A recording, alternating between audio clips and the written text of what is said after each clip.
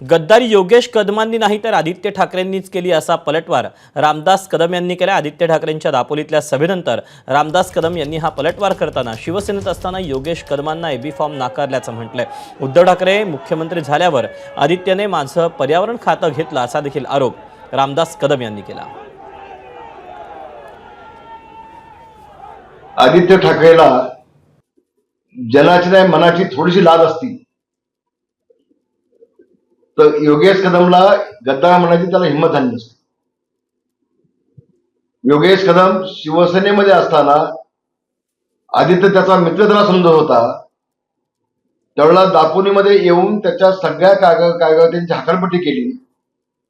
दापोली नगर परिषदेच्या निवडणुकीमध्ये त्याला एकही एबी फॉर्म दिला नाही आणि स्थानिक आमदार असताना त्याला उचलून बाजूला ठेवला।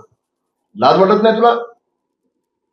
गद्दारी तू केलीस, योगेश कदमांच्या पाठीशी खंजीर खुपसण्याचं काम तू केलंस आणि आदित्य तू मला काका काका म्हणत होतास ना। मग तुझा बाप मुख्यमंत्री झाला आणि काकाला भाग ठेवलीस आणि काकाचं पर्यावरण मंत्रीपद तू घेतलंस। मग तेव्हा रामदास कदमच्या सारख्या काकाच्या पाठीत खंजीर खुपसताना तुला थोडीशी पण लाज वाटली नाही का? गद्दार कोण? गद्दार तूच आहेस ना। एबीपी माझा, उघडा डोळे बघा नीट।